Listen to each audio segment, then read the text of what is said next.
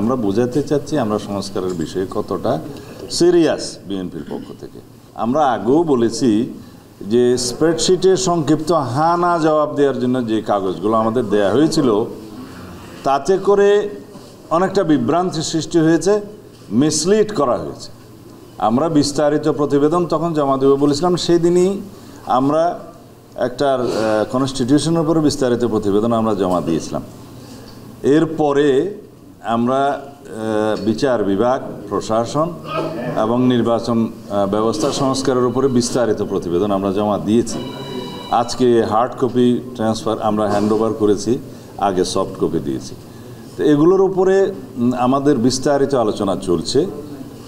আমরা সংবিধান সংস্কার দিয়ে শুরু করছি, তারপরে জুডিশিয়ারি হবে, এরপরে নির্বাচন ব্যবস্থা হবে।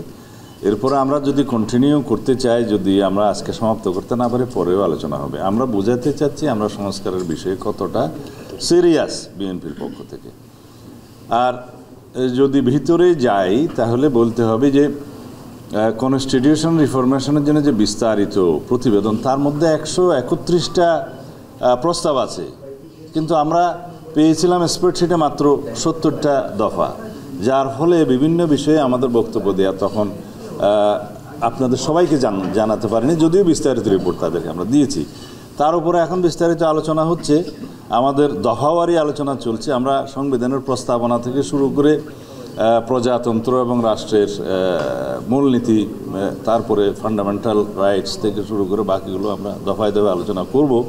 বিস্তারিত আলোচনার পরে কতটুকু কী অগ্রগতি হয়েছে সেটা আপনারা পরে জানতে পারবেন, কিন্তু মোটা দাগে বলতে পারি সংবিধান সংশোধনের বিষয়ে যে সমস্ত মৌলিক প্রস্তাবাবলী ওনারা দিয়েছেন সেই বিষয়ে আমরা আলাপ আলোচনার মাধ্যমে চেষ্টা করব একটা জায়গায় আসার জন্য ঐক্যমতে। আর যে সমস্ত বিষয়ে আমরা একমত হয়েছি সেটার সংখ্যা আছে, আপনারা জানেন যে সেটার সংখ্যা খুব বেশি না, 25টার মতো।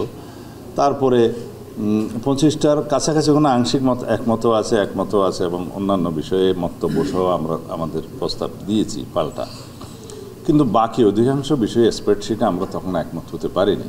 আর বিস্তারিত আলোচনার মধ্যে যে দেখেছি 131 দফার মধ্যে অনেক বেশি বিস্তারিত আলাপ আছে, যেমন ন্যাশনাল কনস্টিটিউশন কাউন্সিল সম্পর্কে বিস্তারিত আলাপ আছে, অন্যান্য কমিশন গঠনের বিষয়ে আলাপ আছে, এবং যে সমস্ত বিষয়গুলোতে আমাদের সুস্পষ্ট মতামত আমরা দিয়েছি সেগুলো নিয়ে কমিশনকে আমরা যৌক্তিকভাবে বোঝাবো, এবং তাদের যে সমস্ত প্রস্তাব আছে সেগুলো নিয়েও আমরা যৌক্তিকভাবে তাদের কাছ থেকে জানতে চাচ্ছি এবং জানছি। যেটা যৌক্তিক সেটা জাতির কল্যাণের দিকে লক্ষ্য রেখে আমরা সেটা অবশ্যই বিবেচনা করব।